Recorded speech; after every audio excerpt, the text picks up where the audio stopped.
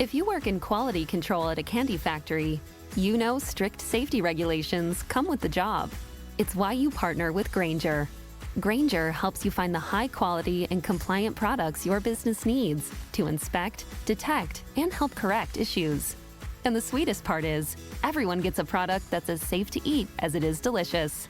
Call 1-800-GRAINGER, click Grainger.com, or just stop by. Grainger, for the ones who get it done.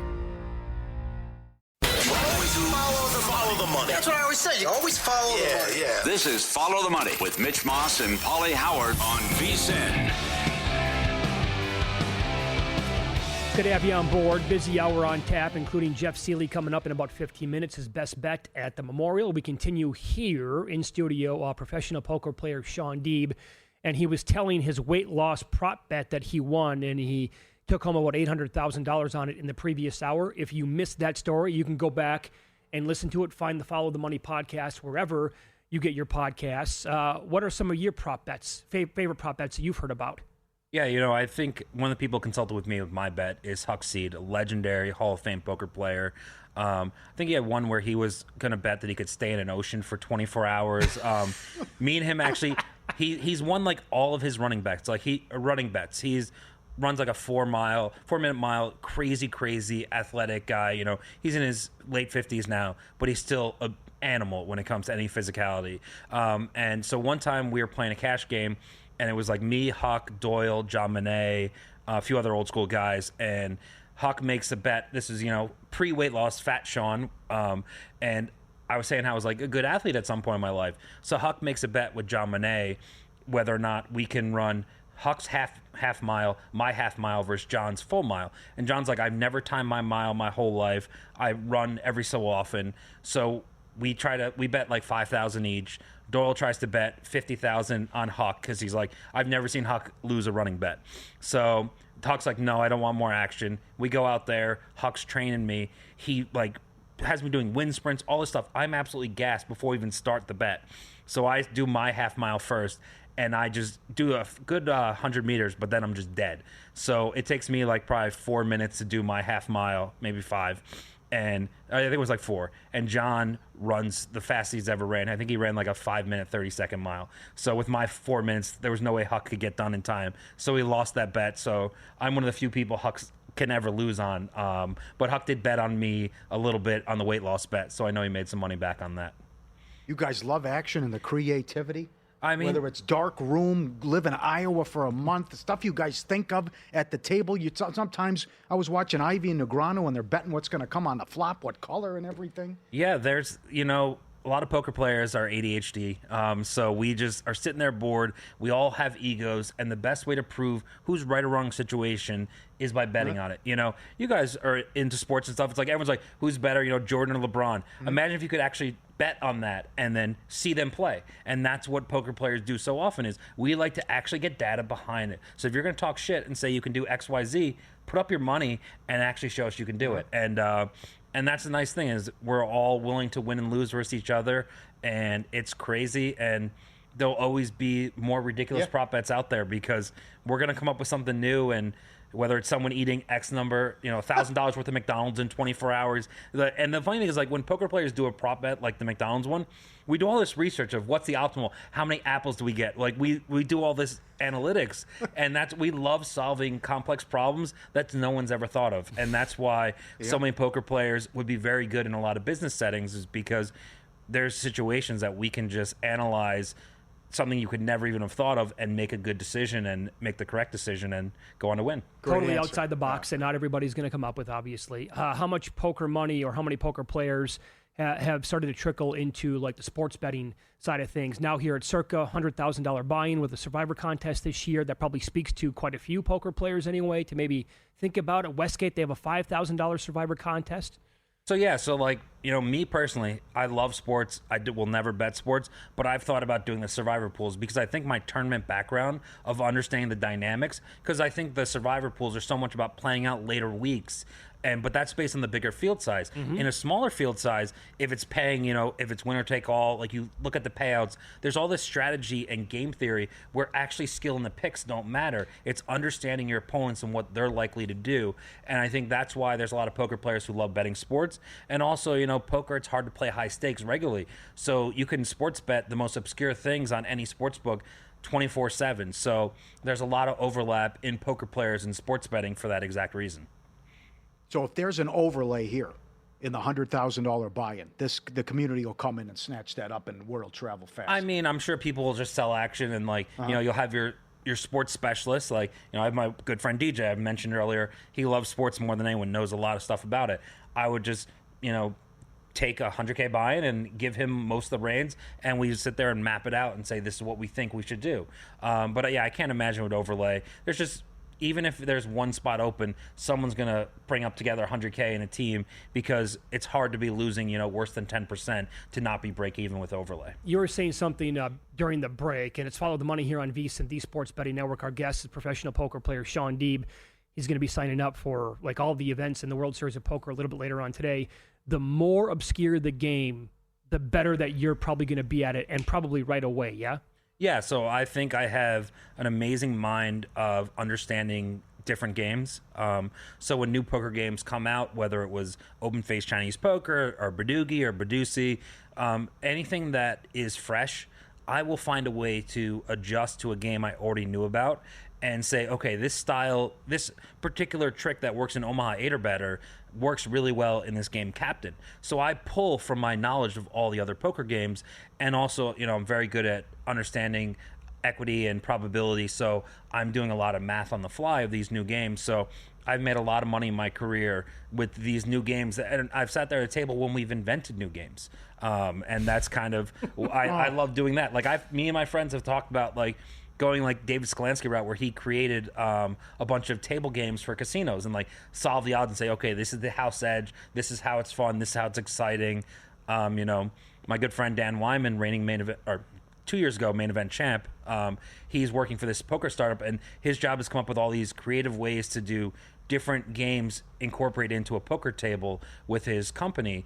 And you surround yourself with creative minds, we're going to come up with some crazy stuff. And sometimes they stick, sometimes they don't, but that's the good thing. It only takes one good idea to make a lot of money. Yeah. What's your least favorite game to play? No limit hold'em. Players just don't talk a lot. They play very tight. It's really when I grew up playing hold'em, it was an ego fest. It was all psychology. It was all 4-bet, 5-bet, 6-bet, go all in, re-raise. He has nothing, I call. Nowadays, it's so methodical, so slow. It's just not as enjoyable for me. And also the better players are so much better than me that I know I'm not winning in a lot of the highest buy-in no limit tournaments. You put me in a World Series 1K like I'm playing later today against the recreational players, I'm going to have one of the highest ROIs. But you put me in the highest buy-ins, I'm going to have the lowest ROI. And that's kind of my strategy of how I play poker compared to a lot of the top guys now who are so studied and solved. While they're studying how to play exactly this percentage of the range on this board texture, I'm studying Joe from Iowa and seeing if his wife just called him that he's in trouble, he has to get home, and he can't make day 2, and now he's trying to blast off his chips. Yeah, very good. So how about the 500,000 you just played? So I played that because this past December in Bahamas, there was a invitational bracelet event / Triton event. It was an invitational, so an amateur has to invite a pro. So it was $500K for the amateur, $500K for the pro.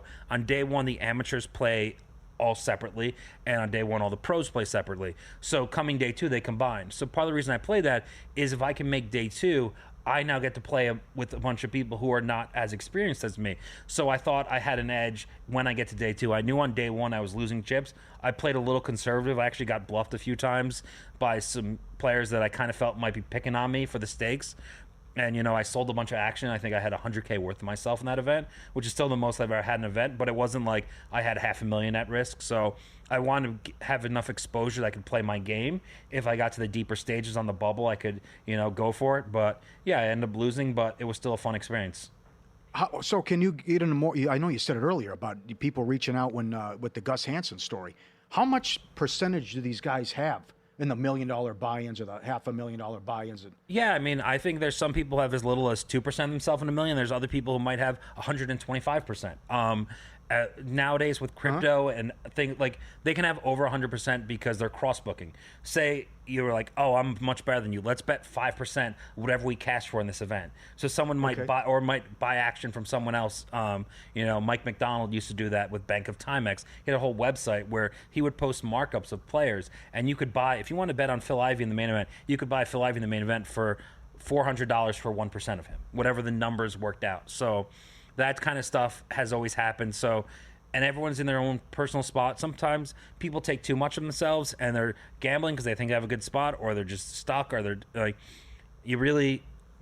no one knows except for each individual person. It varies between everyone in the high stakes community. But I do think people have a lot more of themselves than the community thinks, because they've made so much money in different avenues, beating the highest stakes games online and live, or made money in crypto or other investments. Okay. Yeah. What are your expectations, and how many times? Like, I want to cash this many times coming up here in the World Series to make it successful or achieve your goals. So when I come to the World Series, my number one goal is Player of the Year. That's what I care the most about. It's hard now. They've literally changed the scoring to screw me over, and in their press release they said, we don't want someone like Shaun Deeb to win. So I mean, it's more or less what they said. They want to change the scoring so my style of pure volume does not give me such an edge to win Player of the Year. So that's my goal, is to get that, and then after that I try to win as many bracelets. I could care less about cashes. I care about money won at the end of the year. If I have one cash and it's in the main event and I get third for $7 million, great. That's an awesome summer, the best I'll ever have. There's no, I just try to show up every day, play my best game, know there's a ton of variance, and see how it goes. Great job. What social media platform are you most active on? Just Twitter/X. And I apologize for all you guys and girls who go there. I'm known for having no grammar. There's actually an account, Shaun Deeb, or Deeb Spell Check, that posts all my posts, because even my family members who've known me for a long time in poker don't understand what I'm saying. Even people in poker don't understand what I'm saying. So my brain's a little too fast for my hands. I don't use punctuation. So sorry in advance if you follow me on Twitter. It's not going to be pretty most days. Great to meet you, and crush it this summer, okay? Thanks, guys. We appreciate that.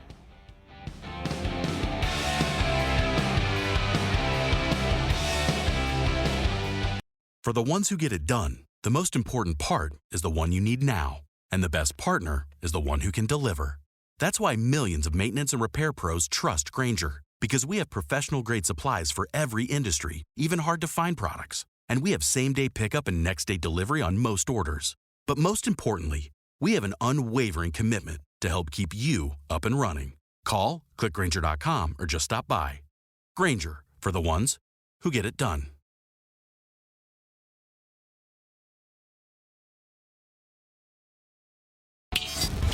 This is Follow the Money on VSiN.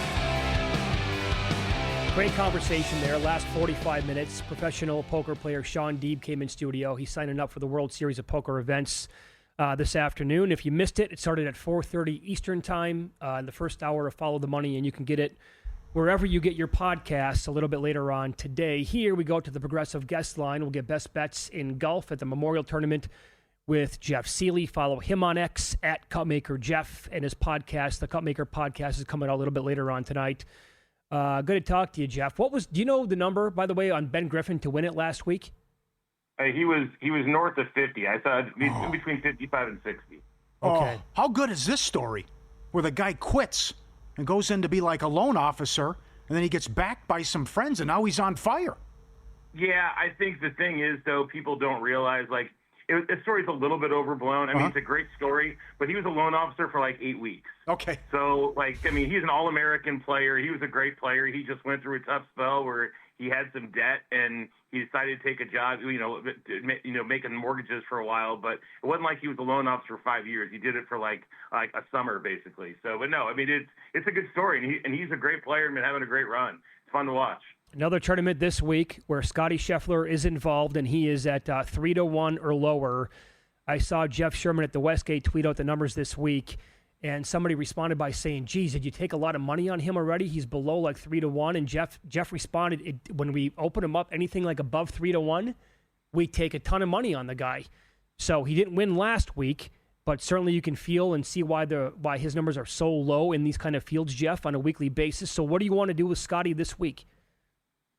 Guys, it's not very often that I run between 5 and 6 models every week, and each model has between 8 and 15 different variables. And when I run it every week, it's not very often that Scotty's the number one player in every single one. And this week he is. And so you look at his form, you look at any statistical model you're going to run. He won here last year. He has 2 more thirds. So you look at recent form, you look at models, you look at course form, and then you look at the fact that this is going to be a tournament where like 10 under probably wins. So this is going to be a grind, a true grind, where you're going to have to play high-level golf and just not make mistakes. And I just, in general, think that even bodes even better for Scotty Scheffler. If it was a tournament where 30 under was going to win and a lot of other people were going to be in the play, I'd say, yeah, maybe somebody can get hot and make a bunch of birdies and can catch lightning in a bottle. That's not going to happen this week. And it's going to be really, really tough for anybody to beat Scotty Scheffler this week, especially since putting is not a major factor, which if he has one Achilles heel, that's it. So I'd be surprised if Scotty Scheffler didn't win. I like the Pacers tonight. Obviously, I'm a little biased, but I parlayed Scotty to win with the Pacers money line tonight. And instead of 3-1, I got him at 6-1 thanks to that parlay if Pacers win. Okay. So what about winner without and top 20 markets then? Yeah, I think you have to look at winner without then after you look at that. And I was hoping we'd get some value on Oberg this week, guys, because I think he's very live for a top 10 performance. He took 5th here last year, and I say, that's top 10. It sounds pretty obvious, but his form is not very good. And aside from the Masters here a few weeks ago, maybe a month or so ago, he has struggled. But this course should fit his game very well, like Augusta. And again, he took 5th here last year, has had success. So I was hoping some of his current form would hurt the market. It hasn't really. So I'm not going to bet him. The first bet I made was Corey Connors, a winner without 22-1, top 20 at -120. Not really sexy, but when Connors models out as the 4th best player in the field, has top 20s in 5 of his last 6 events, has 3 top 25 finishes in his last 5 trips here. The form is there. The course history is there. The models love him. Guys, his ball striking numbers are really phenomenal. He has gained both off the tee and on approach in 8 straight events. And he's gained with his putter in 6 of his last 9. So if his chipping can hold up, which has not been great lately, Connors looks like a really great play. Really hard to argue against him this week if you can find him, 20-1 or better in the winner without market. And then my favorite, I think, outright play is probably Victor Hovland at 25-1 in the winner without market. Just because he flat out plays well here. His current form is decent, having won on the Valspar, then finished 21st at the Masters, 13th at the RBC. My concern with Hovland is his short game is absolute trash. But if he can just be average around the greens, like he was in 2023 when he won here, he's live to win this event. Putting's improved, irons are dialed. It's going to come down to chipping. So Victor Hovland is probably my favorite outright, but Corey Connors was the first guy I bet this week. And top 20, if you're going to make one bet, that's the play to make. Very good. Follow the money here on VSiN, the Sports Betting Network. Our guest, Jeff Sealey. He's on the Progressive Guest Line. You can follow him on X at Cupmaker Jeff, and the Cupmaker podcast coming out later on tonight. Those are all bets below 30-1. Let's go 30-1 and above. Who do you like? Sure. I like Siwoo Kim a lot. He was the second bet I made. I bet him winner without at 30-1, top 20 at +110. All he's done is finish T28 or better in 5 straight events, including 2 top 10s at both the PGA and the RBC Heritage. He's gained strokes putting, which with Siwoo is always an issue, 2 weeks in a row. And if he keeps the ball rolling, he keeps the ball in the fairway and gains with the putter, I think he could honestly make a run at Scotty. He's gained 3 strokes on approach each of his last 4 events.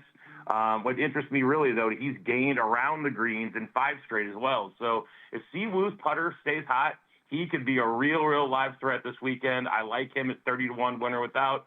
And then I mentioned every week, guys, I run my first grade model where I just take 2 or 3 factors that I think are really important each week. And this week, behind Scotty, number 2 comes in Aaron Rai. I know we've all bet him in various forms and fashions, but if you're betting on him, you're betting his ability to hit the fairway.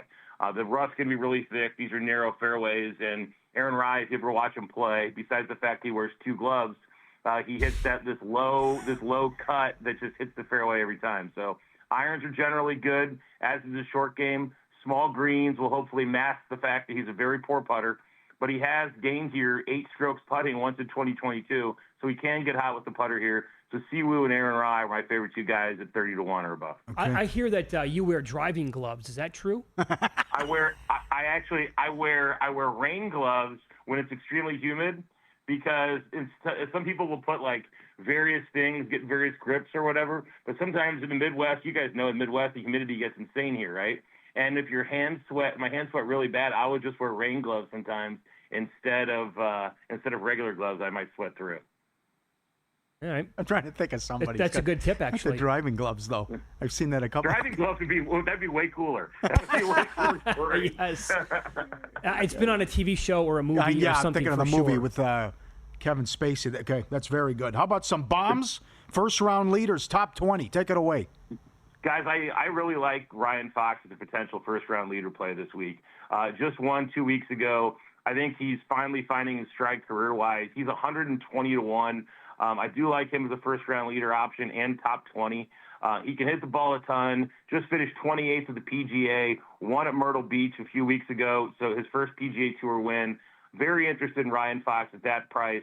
And guys, Bud Cauley, I keep talking about him, but he continues to be very, very overpriced, if you will, or underpriced.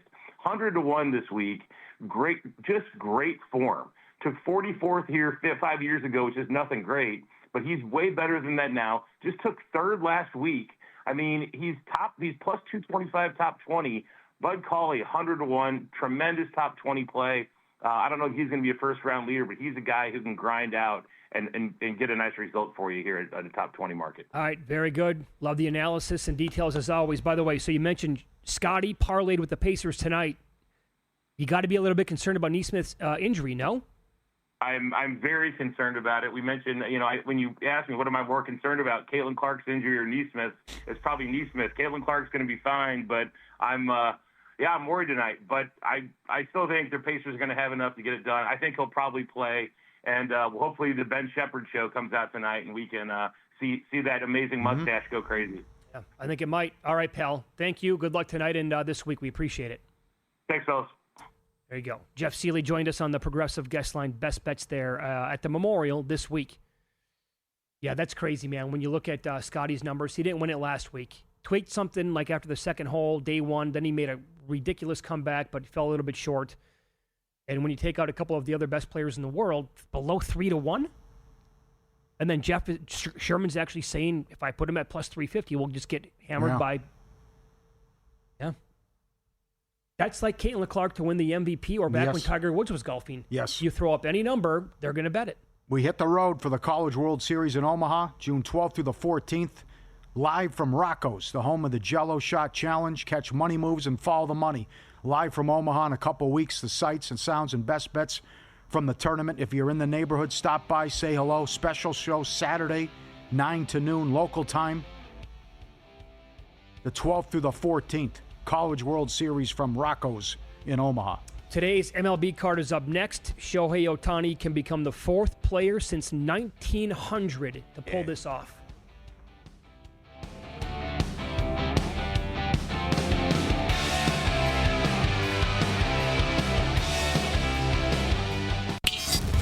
This is Follow the Money on VSiN. It's a Major League Baseball here. Some really, really good games on the card tonight, including a big series for me personally with the Phillies taking on the Braves because the Phillies have the most wins in May. I'm one back with the Tigers, and we only have 5 days left. And they are getting Spencer Strider tonight. Now, he has incredible, you can run these down, Pauly, incredible career numbers against the Phillies. The problem is he's not the same guy from a couple of years ago, and he's still trying to he's off the injury again. Mm-hmm. Short stint this time, but he's not the same guy that he was based on where he's at with the rehab and everything. Regular season career, 8-0 with a 2.06 against the Phillies. Issues have occurred in the playoffs. Regular season, 8-0 with an ERA of 2. Incredible what he's done. And Schwarber's had no luck against him either. 5 for 33. The velocity is down, right? Almost, I think, a 2+ full miles per hour on like the fastball. And trying to build up that arm strength is going to be part of the process with a lack of like rehab starts to get ready for this one tonight. But also the Phillies are basically playing the best baseball in the entire league right now. Yep. Good pitching, and their hitting is outstanding. The top of the lineup is incredible, as you all knew going into the season. But they're really playing like it now. So I can't bet Strider in this game tonight. I hope that they win, based on my month-long bet here on the Tigers, but not worth a bet in my opinion. Okay. By the way, there is this: the Phillies are 15-2 against last-place teams this year. Miami, Colorado, Pittsburgh, and the Athletics. They are 19-17 against all other teams. Is this a Malinsky special? The Mariners? No, the Phillies with this. Okay. Weren't they off a long road trip? They might be. I know the Mariners would qualify, but the Mariners had a day off yesterday. Okay. They get the Nationals at home tonight, and the Mariners are kind of a big favorite in that game. I don't have the Phillies in front of me. There's also this. Matt Olson has a career slugging of .719 at Citizens Bank Park. That's the second highest all time, only behind Ryan Braun. So Olson smashes in this park overall throughout his career. Okay. It's only a 7-game road trip for the Phillies. You mentioned your tees. It's a big one to start. Can he do it again? We're ready to go here in first pitch in about an hour. Mm-hmm. Ohtani can become the fourth player since 1900 to hit a leadoff home run in 3 straight games. The other players that do that, of course, Brady Anderson. Not legitimate. By the way, he did it 4 straight games. Yeah. Back in 1996. Oh, my God. Sure. That was just some stupid baseball was occurring there. I know it. Ronald Acuna and Alex Verdugo each did it 3 times. Uh-huh. So it's May against Bybee. Anything here with... by the way, look at the number here. $130 for the Dodgers. Yeah, I don't agree with that, and I could see runs. He's been good with the 2.37 his last 6 starts. We know May has been bad on the road. I could see runs in this game over 9, and I don't trust the Dodgers, and specifically May here. Ohtani's on pace for 57 bombs, by the way. Mm-hmm. So see if he can do it again. And Smith has crushed it going back, hitting almost 400 last 14 games with 16 RBIs for the Dodgers. Yeah. By the way, the $1.30 was for the first 5 here at Circa. It's $1.25 on the Dodgers for the game, even a little bit shorter price there. Rockies are taking on the Cubs. It's here we go. Marquez versus Horton. The Rockies look to avoid becoming the first team in Major League Baseball history to lose 21 consecutive series. The last time they won one against Arizona last September, and there's also this. The Rockies are 10-34-8 in the first 5. They're also 4-18-1 in the first 5 in their last 23 games. The Cubs priced to the moon, as is the story every day when a team takes on the Rockies. On pace for the worst run differential, shatter the record, 519. They're 173 this year. If you take the 2 worst teams under the Rockies and combine them, they still have a worse run differential. Cubs average 6 a game, right? Mm-hmm. So here we go with the offense. ESPN.com, peekaboo, who's the MVP? PCA, they say. Read the article today. Oh, did they put it out, huh? Yeah. 2 months in. Here's the problem. Again, Ohtani has been on fire for like 3 weeks. Well, okay. But to each his own. And we'll see if Marquez can do anything, which his numbers, his last 6 starts against the Cubs, 0-3 with an ERA of 9, and he's 1-7 with an ERA of almost 8 this year. So you figure the Cubbies get to him, and Horton's been okay, and 3.25. And these are just absurd numbers when we're talking about everything Colorado-related here. I was going to say, can you explain what you mean if Marquez can do anything? Well, because he's been okay in 3 starts. So can he limit them to 3 runs or something? He can or today 2 runs, because, again, Wrigley, where this game is being played, not batter-friendly today. And it's not like Chicago scored 1 million runs in that game yesterday, right? It was a struggle for them to put up runs and to win the game. Yeah. They eventually did, but could get some similar conditions. Again, we saw that. Your guy there, the MVP PCA, that shot that he hit to right center would have been a home run in 29 out of 30 ballparks. Not at Wrigley, and the wind kept it in. Suzuki, 464. 13 for his last 28, 8 extra base hits, 10 RBIs, and I mentioned yesterday like 49 RBIs in 50 games. What he's done. He's plus 225 to have 2 hits, 2+ hits, and then you can get creative with whatever you want for total bases, hits, runs, RBIs, whatever. But he continues to mash for the Cubbies. Trying to get a number here in the Cubs, like -1.5 for the first 5. Yeah, you can get plus money on that, but that's, again, not really friendly conditions at Wrigley today, but it is against Marquez, and there's nothing really good to say about Colorado at all, obviously. How about a Yerfie? You want a Yerfie? I do, and I think I know where you're going with this one. Bradley against Ryan. Tampa hot, won 6 in a row. Outscored their opponents 37-10. Bradley, an ERA of 10 in the first inning. He's allowed 11 runs.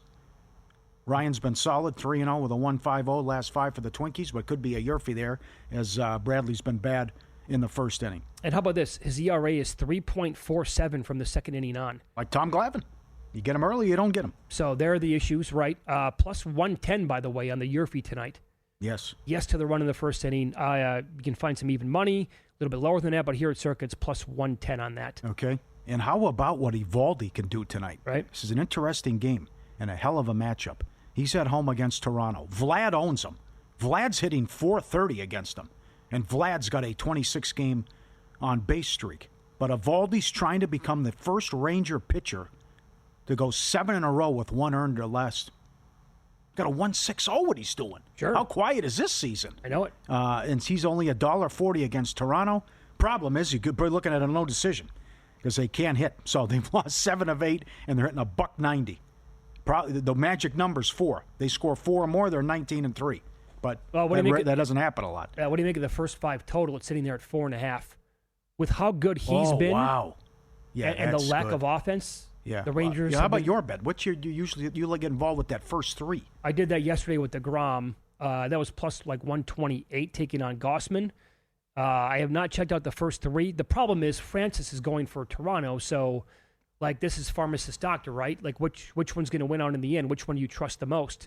Do you trust that Francis has been so bad the Rangers will get runs, or do you think that the Rangers' offense has been so bad that Francis can actually limit them? So it's a tough conundrum there, Pauly, that you're in. Yep, I'm with you. That's why the Rangers are minus 150 on the run line in the first 5, even though they can't hit. How about this Detroit game? Don't trust Flaherty at all. They're 33-12 when he doesn't pitch. They're 2-8 when he's on the mound. Yeah. They're on pace for 103 wins, best record in the American League, second best in all of baseball. Webb's off a horrendous start. Does he bounce back? They're favored. San Francisco's favored in Detroit. That tells you how bad Flaherty's been. And 9 games in a row, San Francisco has been held to 4 runs or fewer. And again, it comes down to level of trust here. Do you not trust Logan Webb to bounce back after a rough start? Yep. Yes, so would I. And I think the sample size here now for Flaherty has been going on for a couple of months where I don't think he's going to recover all of a sudden. Okay. And a prop in that game, O'Hearn is on fire. 7 hits in his last 8 at-bats. He's at $2 to get a hit. But you can get creative with what you want to do there. But important that I point that out. And there was one more here. What do I have? Oh, Yankees, 883 OPS against lefties. Best for the Yankees since the 1998 team. Rodon on a great run, 5-0 with a 1.48. Introducing the $500 trifecta from G-Bank, First Bet, and VEASAN. All you need to do is open a G-Bank Visa signature credit card in the first 90 days, deposit, and play through $1,000 at First Bet to trigger the $500 try. You get $200 in cashback rewards on your G-Bank Visa signature card. First Bet will give you a $100 deposit match, and VEASAN will complete the try with a free VEASAN Pro subscription through August 31st. $200 value. The $500 trifecta from G-Bank, First Bet, and VEASAN. Go to VEASAN.com/GBank, VEASAN.com/GBank. One-time promotion limited to customers opening a new account in response to this offer. Apply today. Go get it. Terms and conditions apply. More on Ryan O'Hearn here. Sorry, his .340 batting average this season is 5th among MLB qualifiers. He's batting .265 with 2 strikes. That ranks number 9 overall in baseball. And up next, I want to expand on Carlos Rodon because I think he's a prime candidate to strike out a lot of batters tonight. I'll tell you why. We have WNBA props and NBA props to get into next on Follow the Money. It's VSiN, the Sports Betting Network.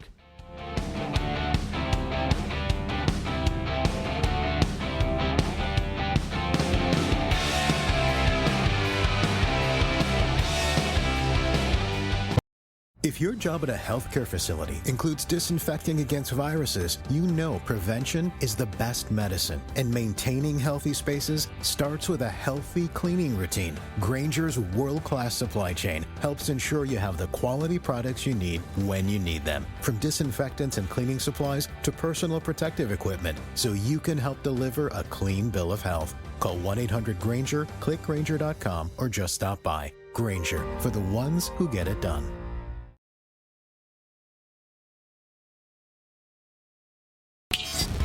This is Follow the Money on VSiN. Get the props here for the card tonight. I want to expand in baseball here on some K props. You brought up Carlos Rodon. You're exactly right. He has been sensational. 5-0, 1.48, as you said, with the ERA, last 7 starts. That was after going 1-3 with a 5+ ERA in his first 4 starts this year, taking on an Angels team. Rodon has a 31% strikeout rate. Almost 11 Ks per 9. The Angels strike out 27.3% of their at-bats against lefties, second most in baseball behind the Rockies. Lefties are 6-2 over their K prop against the Angels on the year. Yarbrough, his prop last night was 3.5. He had 7. Sears and Kershaw recently went under. Every other lefty starter went over their K prop. And I'm looking at some projections for tonight. Rodon could get to actually double digits tonight. I would not be surprised. So I played over 7.5 at plus money earlier today. Okay, very good. Hunter Brown should bounce back too. He was awful in his last start. Some big prices tonight. He's 240 against the A's. A's have been so bad. Yep. Burns is 270 at home against the Pirates. Padres seem a little cheap. $1.60 against the Marlins. Mayer's been awful his last 5 starts. ERA is 7. Padres can't hit though, and they're lucky they won yesterday. Yeah. But that seems a little cheap that they should be able to get the bats going against this guy. I think another prime candidate tonight for strikeouts is McGill for the Mets, taking on the White Sox, a 31% strikeout rate, 12.38 Ks per 9. The White Sox strike out 23.2% of the time, 6th highest in baseball. McGill had 10 in his last start out. That was against Boston. He's 7-3 over his K prop on the year. He's also had good showings against the Phillies where he struck out 10. He struck out 9 against the Nats. I know the Nats offense, not exactly the same, but 7 against the Cubs as well. So this guy has awesome strikeout numbers, a bad White Sox offense. I played over 6.5 at plus 130 today with him. So those are my 2 strikeout props that I'm on tonight in baseball. Okay, good card, WNBA. The Mercury were 6. I wondered why. Something must have come down with an injury report, or people just realized, come on, Sky are awful. Mercury up to 7.5. Reese rebounds 12.5. Couple unders now, but the biggest takeaway from the last loss is, again, she's in there when they're down 30 late in the game. So they have to show me something, like a pulse if they can actually hang. But Mercury up to 7.5. Well, I think it's a good battle for the total as well, because Chicago has allowed 91 or more points in all 3 games this year. Phoenix has allowed 62 or fewer points in 2 of their last 3 home games. The under is 4-0 in their games. So it's a battle of contrasting style here. But I'm with you. I think that the Sky are just absolutely god-awful. Yep. So she's had 17, 12, and 12 rebounds in the 3 games so far. 12.5 not worth a bet to me. No. How about Plum? Now you can do 3-pointers and you can do points. And again, she's averaging 4 threes a game, averaging 24.5 points per game. And they're at home tonight, and she is 23.5 against Atlanta. And you can find 2.5 made threes in this game, Pauly. Oh, that's good. So here's the key, right? So on the season, she's in order 4, 3, 4, 2, and 6. So that's 4 and 1 of the over 2.5 made threes. By the way, there's no Griner in this game tonight for Atlanta either. But the bigger number that you want to pay attention to with Kelsey Plum, her 3-point attempts per game, 6, 9, 9, 10, and 10. So she is going bombs away. And like that. Yeah, I think going over 2.5 with her is not bad. And I talked to somebody who bets the NBA every day. They like the Sparks tonight in this game. They bet it a little bit earlier before the Griner news, I think, officially came out. But okay. yeah. Why is Collier so low? So for Minnesota, they're 4-0. Seattle's 3-1. She was as low as 22.5 with her prop. She's averaging 29.5 a game. Yeah. I saw this was all over the map. Several books had 22.5, all the way up to 24.5. So on the year, 34, 23, 28, and 33. I guess last year against Seattle, she stayed under that number twice, but she's on a mission this year again. I know. I'm with you. Plus, I think they're coming off that poor performance, too, when they were laying 16 and we're down 15 with 5 minutes left. Diggins is averaging 9 dimes a game. You know, that's a great angle there because I think it coincides here, too, right, with what Seattle did. Uh-huh. Seattle ran the Aces out of the gym. Yes, they did. So you have Seattle coming off of that performance where they crushed Las Vegas to beat them by 20, and the Lynx, as a huge favorite, struggled to win the game. So maybe you expect a bounce back and almost a letdown here simultaneously. Mm-hmm. Yeah. I think we get a strong effort out of Minnesota. That's right. All right, okay. Golden State, if you want to go, they're 2-1. How about that, the new franchise? Had a big upset over the week, but they're 17.5-point dogs against the Liberty, and you would think this could go over and the Liberty can get whatever they want, maybe score 100 points in that first game. All right, and then officially, what do you have on the betting board tonight that you've put in pocket for player props in the NBA? I have McConnell PRA over 14.5. Okay. I bet points over, and you can do that too with the PRA. That's I don't know where. Yeah, Carpuck said he saw 13.5. Okay, but here's I'm why. with you because the numbers are strong. He's been good. Yep. Again, he 5 of the last 6 he's scored at least 10 points. His points 8.5. In 5 home games, he's averaging 12 and 5. That's the 14.5 what you just talked about. And 3.5 boards. There you go. So that all, and I think he'll be an important factor in this game. The news that came down, Neesmith will play. Maybe hurts the Ben Shepherd angle, but I would think Ben Shepherd can at least get 3 points in this one as well because Matherin might be in a doghouse. Sure. I could totally see that. There's a lot here to like with Ben Shepherd. There's also this, just in case Neesmith, again, is not exactly 100%, can't go tonight, whatever the case might be. The second most defensive possessions by any player on the Pacers team is Ben Shepherd on Jalen Brunson behind Aaron Neesmith. Brunson is 5 of 12 from the floor, guarded by Shepherd in this series. Played 7 minutes in Game 1, came back in Game 2 and scored 6 points. Played 17 minutes in Game 3, which was tight, and he had 3 points in that game. You mentioned Matherin has been terrible. I don't even know how many minutes that guy's going to get at this point. Only played 8 minutes in Game 3. Shepherd, 48% from the floor, 41% from deep in the playoffs, and 6-0 over 2.5 points when he plays 10-plus minutes in the postseason. So there's a lot of angles there that can get it done tonight for Ben Shepherd. 1-3 is all you need. I don't know from a Knicks standpoint what's going to happen. Because Brunson's been in foul trouble. Brunson's also coming off a bad game. Will he look to get his early? Remember, the Knicks starters have been outscored big time, not only in the series, but through the playoffs. Does Cat go off again? What does Tibbs do with his rotation? Is it going to be, imagine they start Robinson again? Who's coming off the bench? So this is, it's hard to know from a Knicks standpoint, but a lot of people today were making the case for Bridges props that he could score tonight. But I'm with you. I like the Pacers for the game. It's up to 3 at DraftKings. I think they bounce back after the home loss, and I like how Halliburton said, put it on me, that I did a bad job and we weren't pushing it, and we have to play faster where we're at our best. And, who knows? Maybe he gets a boost with the dad being in the building. He's back. Who has been the better team in the series? Indiana.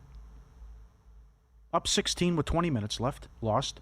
And then the miracle win in Game 1. Right. But then Game 2 was funky. It was all Siakam. And Siakam took him out. I thought 39 points. I thought Game 2 they were the better team. Yeah. I thought they were the better team for most of Game 3 until the collapse. I think the series absolutely should be 2-1 Pacers. I've heard a lot of the Knicks have been the better team in the series. I don't think they have been. No.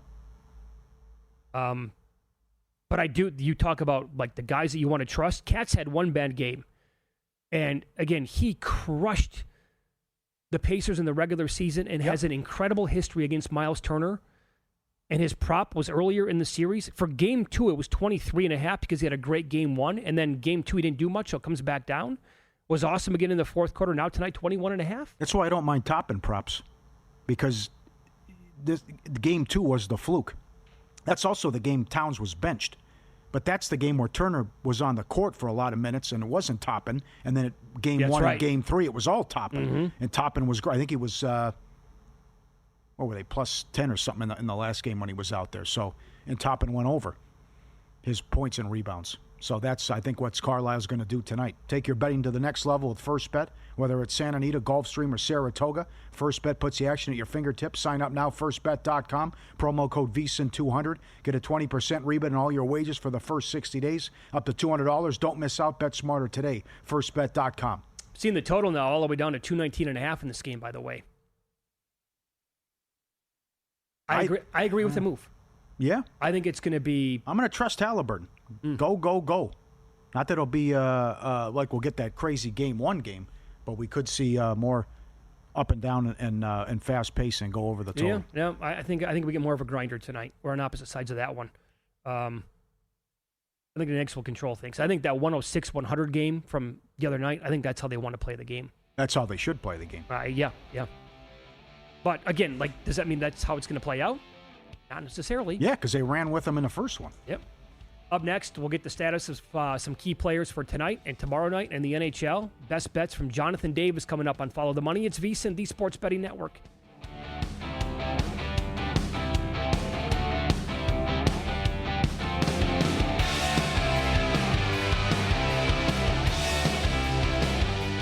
If your job at a healthcare facility includes disinfecting against viruses, you know prevention is the best medicine. And maintaining healthy spaces starts with a healthy cleaning routine. Grainger's world-class supply chain helps ensure you have the quality products you need when you need them. From disinfectants and cleaning supplies to personal protective equipment, so you can help deliver a clean bill of health. Call 1-800-GRAINGER, click Grainger.com, or just stop by. Grainger, for the ones who get it done.